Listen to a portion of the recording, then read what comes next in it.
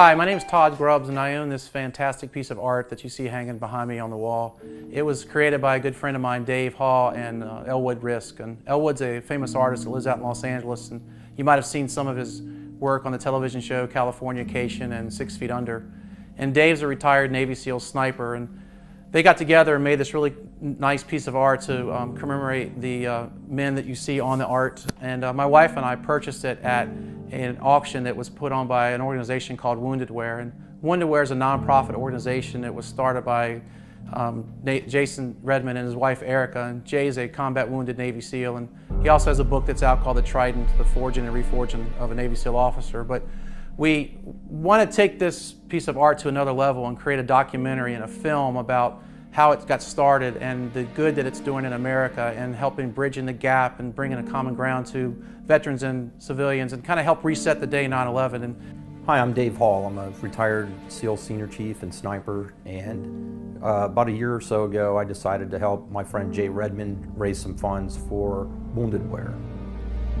The idea was really to just shoot a target, and from some colossal distance away. My background was a sniper, and I thought that we'd frame the picture or the target and put it up for auction at one of Jay's events. I'm Jason Redman, retired Navy lieutenant, spent 21 years in the SEAL teams. I'm the founder of Wounded Wear, an organization that helps warriors rediscover the hero within through clothing modifications, empowering events and opportunities for wounded warriors and families of the fallen.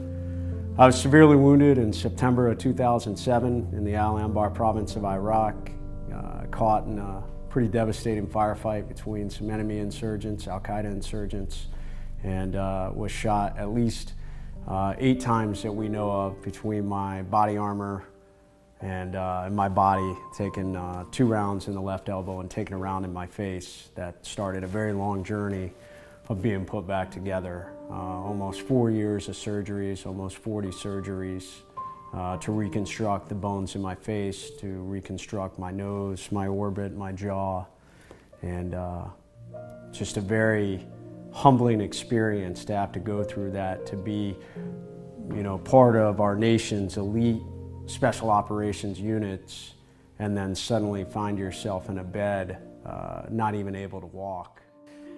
So one of the concepts that I was trying to, and it really was just a concept, I actually didn't know if it was possible to do in this instance, but I know that it's possible in martial arts, is to take an adversary's negative energy that's directed at you, and if you know the proper time to act, you can redirect that energy back, and it's every bit as powerful as what was directed at you to the enemy, and it ends up kind of messing them up. And one of the things I wanted to try to do with this was to take that horrible feeling that we have on 9/11 every year, the day the enemy scored on us. I've never been quite comfortable with that day because I've lost so many friends, and it's so personal that I'm not sure, what are you supposed to do? One of the things that was funny when we were at the auction was, we ended up bidding against each other to get the thing, and neither one of us knew about it. But how emotionally hard was it for you to let go of the art once it was gone? Once you knew it was sold, and the work that went into making it and the journey. I knew about that art for 2 or 3 hours, at the event and on the website. But it took months to get this thing done. So it's got to be. Woody even said it was like he got so emotional for him. He wanted to get it out of his studio and get it to another place. So for me, I get to look at it every day, and I've had emotional days where I look at it, and I have days where I was like, look at the guys' names. And so have you had any I wish I wouldn't have sold that?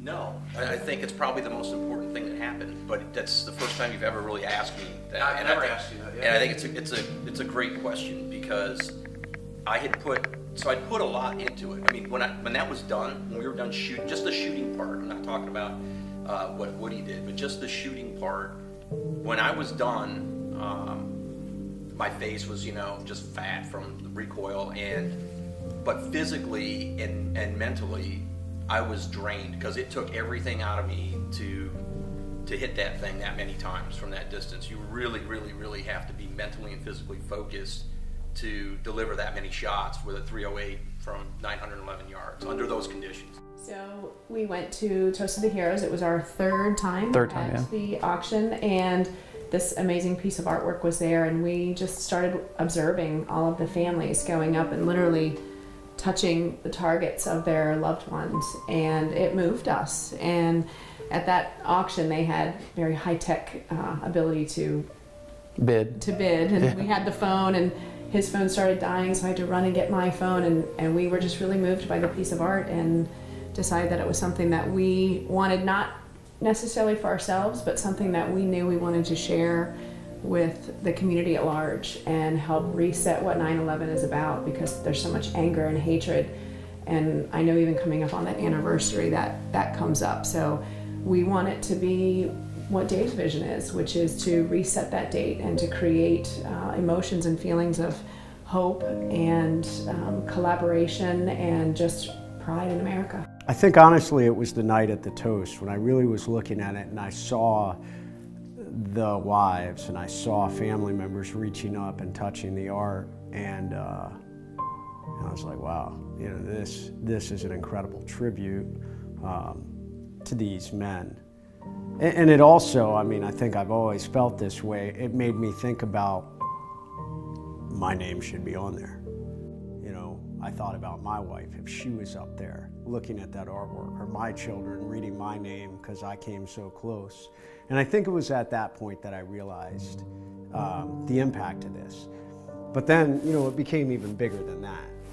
You know, I thought about the fact that it's much larger than the 79 guys that you and I had the honor to work with. So we started this Facebook page called UntilitHurts, and over the last 9 months we've received over 2,200 likes and have made a lot of friends, and seen the impact of what this piece of art can do for civilians and veterans alike. So what we wanted to do was create a video campaign to put on this website today to kind of help raise funds and awareness of the project and help us make this documentary. So if you feel the desire to pledge funds to make this happen, we have a lot of really cool perks for you that you'll benefit from. Some of them being you'll receive a book called The Trident from Redman. You'll be able to be in the film, which is amazing. If you donate a certain level of money for the film, you can also have an instructional shooting day with the guy that did the art, Dave Hall. So those are some really awesome perks to help get this project off the ground. But what I do want to share with you is how important this is to me and my wife and everyone involved. We have a great filmmaker, Scott Hansen, that's committed to this, and a lot of other people behind the scenes that's had a 100% commitment in really making the film about Until It Hurts, the documentary, a reality. So with that said, I do want to end with the fact that if you entrust us in making this film, I pledge to you that I will make this happen and follow through. Thank you. We got the call to leave today. My team and I are going away. Where to, how long? Well, that's a need to know. But you can bet on us, 'cause we're good to go. I'm a patriot. I bleed red, white, and blue. I'm a patriot. Does that word bother you? And I'll fight for this land I love, from the sea, the ground, or from high above. I'm a patriot. It's tough at home, but they know the drill. We've been doing it